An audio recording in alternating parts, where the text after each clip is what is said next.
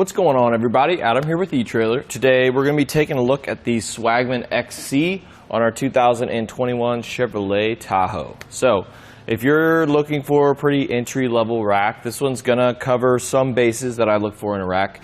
One, it isn't going to be for the carbon fiber bikes as it does have a frame hook, but it makes it nice and solid, but it is going to have a lot of adjustments. So we're going to have a maximum wheelbase of 52 inches. The nice thing about it is we can go ahead and adjust these by loosening this knob. And then we can slide it down this post if we need to. Just kind of like that. Just to accommodate from some of those smaller bikes that you may be hauling. If you have a step-through bike, you are going to need a adapter, but we have them here at eTrailer.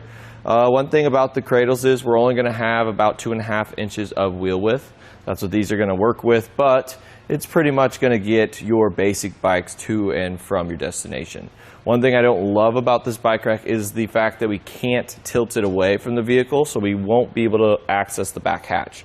But there is a XTC Swagman, which is going to have that tilting feature. It's going to have the same exact features as we're going over today. So let's go ahead and take the bike off the rack. To do that, what we want to do is take our hooks, and I like to take them off. It's a little bit easier that way. And put a hand on our bike when we do this last one. And then what you can do is you can take our pin here, pull that out, and rotate this down. So then you can get right up close and personal with your bike and lift it directly off.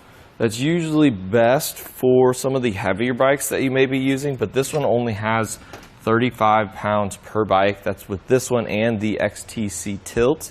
So just be mindful of that. You can always put these in your vehicle if you wanted to, or what I like to do is just put them back on there just so I don't lose them, because I do lose things quite often. So once we get that done, we can go ahead and tilt this down and then replace our pin. It is connected with a cable, which is nice if you're like me and you lose things quite often. So we are always going to add a little bit of length to the back of our vehicle with a bike rack. So with this one on our Tahoe, from the bumper to the farthest most point, it's going to be about 19.25 inches. And we're not really going to be able to break that down at all, so just be mindful of that.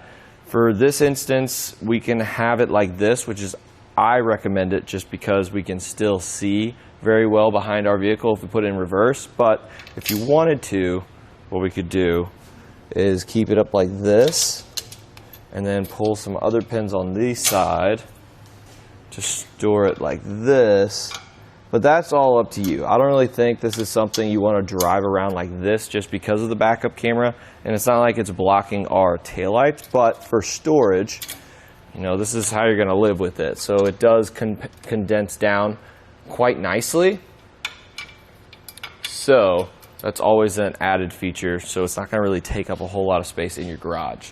Let's look down at the shank. We are going to have a 3-inch rise. As you can see, it comes up like this. So that's going to allow for maximum ground clearance. So at the farthest point, it's about 24 inches, and up by the shank, it's going to be pretty much just as tall as your hitch. But just so you know, it's about 21 inches. So it's always nice to have a nice rise there. If you have two different cars with two different size hitch receivers, we have a 2-inch on our Tahoe, but if you take the sleeve off, it'll be compatible with an 1.25 inch as well. It does come with an anti-rattle bolt, which makes sure it's nice and secure to the hitch, so you're not going to see any rattling or anything like that going on. All in all, this is definitely an entry-level platform style rack that you can put a majority of your basic bikes on. So if that's all you're really looking for and you're looking for something that's going to store away relatively easily, this is definitely something you want to look at. Again, this was the Swagman XC on our 2021 Chevrolet Tahoe.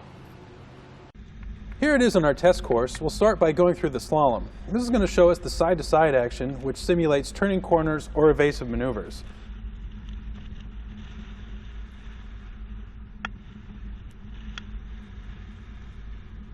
Next, we're at the alternating speed bumps. which we'll see the twisting action. This will simulate hitting a curb or pothole or driving over uneven pavement.